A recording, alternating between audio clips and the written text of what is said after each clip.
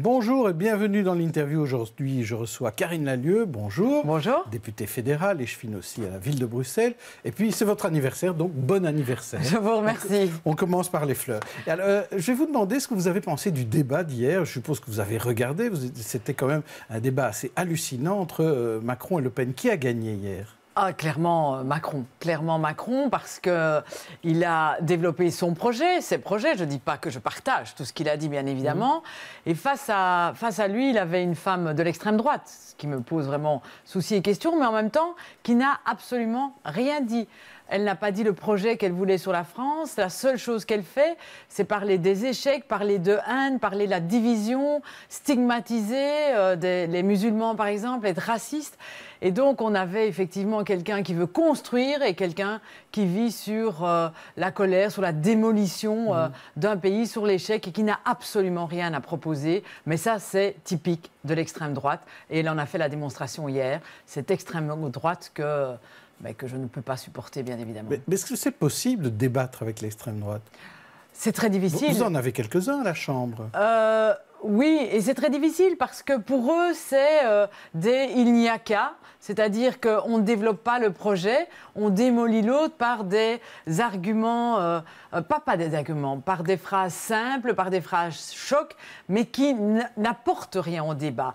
Et donc, on démolit, mais je comprends des personnes qui sont en insécurité, des personnes qui sont en colère, des personnes qui ont peur pour l'avenir, peuvent parfois entendre ces phrases simples et se dire « c'est là ». Que je vais vers là que je veux aller. Et tout, c'est nous, les partis démocratiques, c'est nous qui devons absolument être pédagogiques, expliquer qu'il n'y a qu'à, c'est pas ça, la solution, et que nous devons construire ensemble un projet de société. Donc c'est à nous d'aller à parler à ces gens qui sont peut-être en insécurité, en colère, mais elle a fait là, hier, la démonstration que cette extrême droite n'a rien à proposer, elle est incompétente. Je vais dire qu'elle m'a semblé même totalement impréparée, et moi, je n'aimerais pas qu'il y ait ce type de débat sur une chaîne belge parce que je suis fondamentalement pour le cordon sanitaire et j'ai un souci de voir cette haine, ce repli identitaire pendant 2h30, ces discours de haine à la télé. Alors, parlons-en de ce cordon sanitaire, parce qu'en France, ça fait bien presque 35 ans qu'il n'existe plus. Dans le nord du pays, il n'y a plus de cordon sanitaire non plus.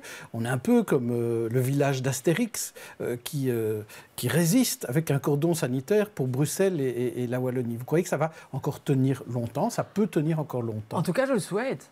Je le souhaite parce que on fait la démonstration que quand il n'y a pas de cordon sanitaire, je rappelle que ce sont des partis racistes, je rappelle d'où elle vient.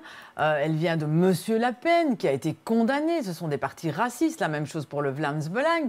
Ils ont été condamnés.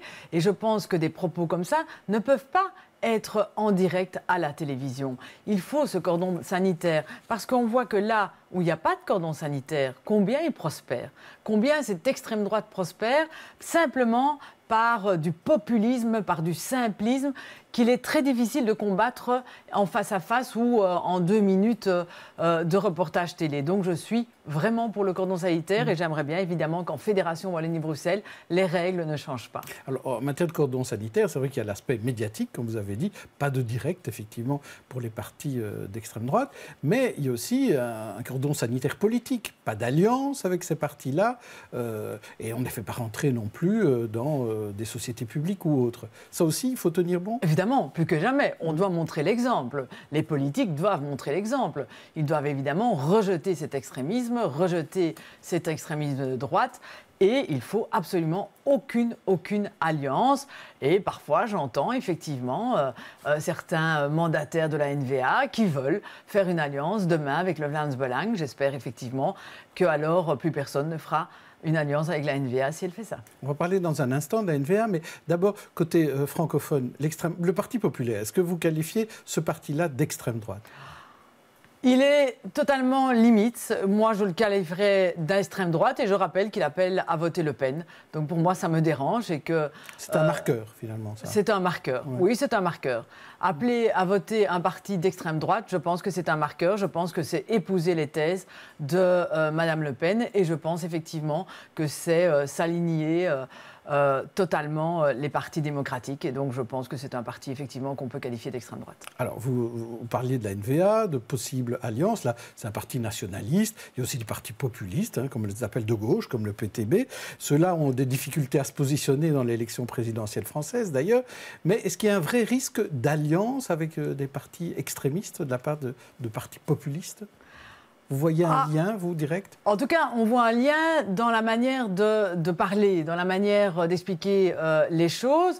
Par rapport aux partis populistes et séparatistes, la NVA en a déjà parlé. Donc moi, je répète simplement que ce que certains élus NVA ont déjà dit. Je ne crois évidemment jamais qu'un parti d'extrême gauche va s'allier avec un parti d'extrême droite. Ça, bien sûr que non. Même si parfois ils ont les mêmes manières, pas les mêmes valeurs, mais la même manière de dire des choses, de dire des simplismes, des populismes et des il n'y a qu'à, mais les valeurs ne sont pas les mêmes. Alors, Bart De Wever a encore insisté sur sa vision confédéraliste de la Belgique à l'occasion d'un livre d'histoire qu'il a postfacé. Et pour lui, c'est clair que le communautaire ne doit pas rester dans le frigo. Hein. Ce communautaire, il est bien présent. Évidemment, c'est clair. Mais qui en a douté ? Peut-être Charles Michel, puisqu'il en a fait son meilleur ami. Mais bien évidemment, la NVA, il y a une chose sur laquelle elle n'a jamais dit l'inverse. C'est-à-dire qu'elle veut aller à la séparation de cet État, vers un État totalement confédéral, où Bruxelles, d'ailleurs, dans le livre de Bart De Wever, n'a plus du tout sa place et est sous l'autorité des autres. Il n'a jamais reconnu les Bruxellois. Il nie tous les Bruxellois. Il exècre Bruxelles, parce que Bruxelles, c'est quoi ?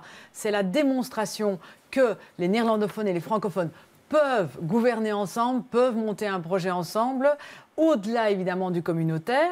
Et donc, qu'est-ce qu'il nous répète ? Il nous répète que grâce à sa participation fédérale, grâce donc au MR, aujourd'hui, il fait une politique néolibérale, mais aussi il met tous ses pions pour organiser demain le confédéralisme et la séparation de cet État. Et il a dit, oui, nous flamandisons l'État fédéral, comme le dit Loret Onkelings.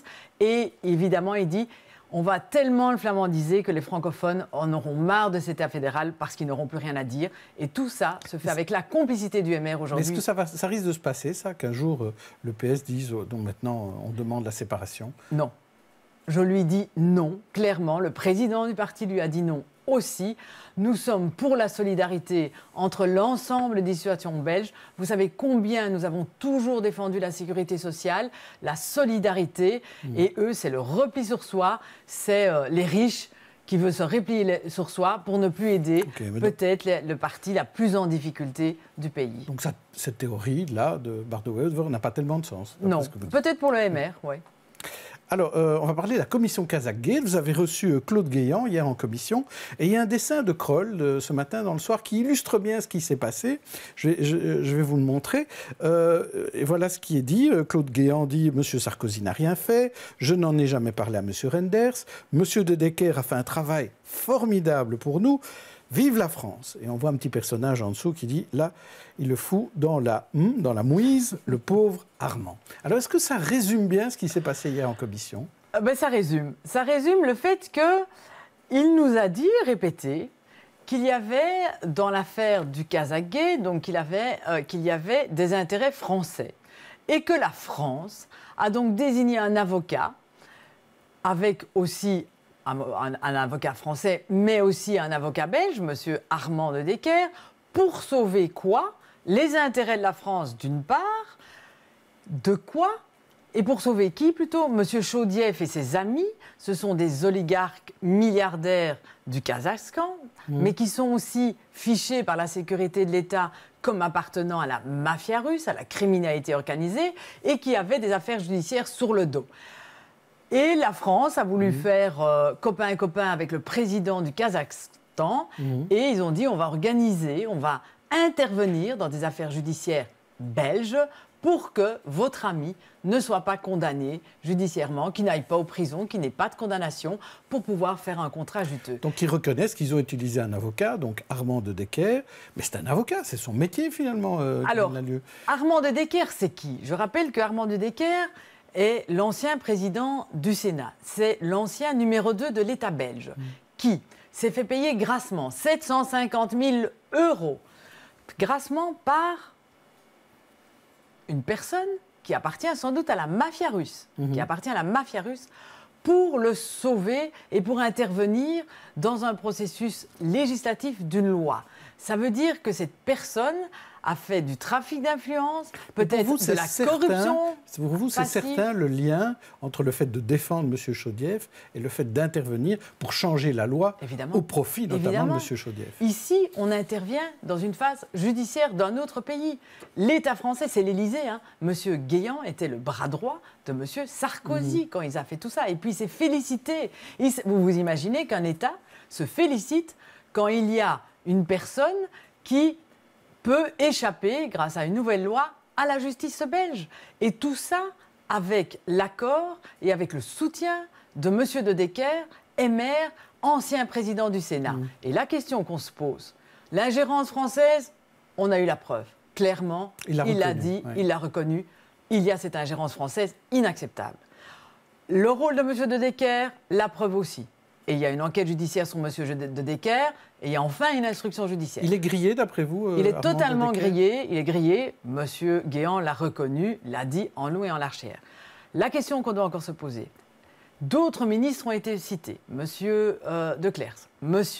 Renders, M. Van Leckere. Est-ce qu'eux aussi ont joué dans cette histoire, ont eu des contacts avec les autorités françaises? Il n'y a pas de confirmation. Il n'y a pas de confirmation. Nous allons commencer à travailler sur cette question. Vous allez les entendre? On va entendre les ministres, on va entendre les cabinets. Une autre question, c'est comment le Parlement s'est fait gruger. Est-ce qu'il y a des groupes parlementaires, politiques au Parlement, qui ont voulu cette loi justement parce qu'ils savaient l'affaire Chaudieff et aussi l'affaire des diamantaires belges? C'est ça, parce que cette affaire, finalement, cette nouvelle loi, elle a bénéficié à d'autres, pas seulement à Chaudieff. Elle a bénéficié... Et la justice avait l'air très intéressée aussi. Surtout aux diamantaires, d'ailleurs, enversois. Et donc là, est-ce que nous, on s'est fait avoir? La question, c'est, est-ce qu'il y a eu interférence dans le travail législatif? Cette loi a été votée en 15 jours, c'est totalement exceptionnel. Et la dernière question qui est encore plus importante, donc vous voyez déjà, un autre État, Armand De Decker, peut-être des ministres, le Parlement belge, mais aussi le pouvoir judiciaire, puisqu'ils ont fait un accord avec M. Chaudieff, alors qu'on leur avait demandé de ne pas appliquer la loi parce qu'elle était mal faite. Et là, il y aurait aussi le parquet de Bruxelles. C'est une véritable affaire d'État. Ce sont des crimes très graves qui sont au cœur de cette commission et nous voulons la transparence, la vérité, parce que c'est la démocratie ici qui est en question.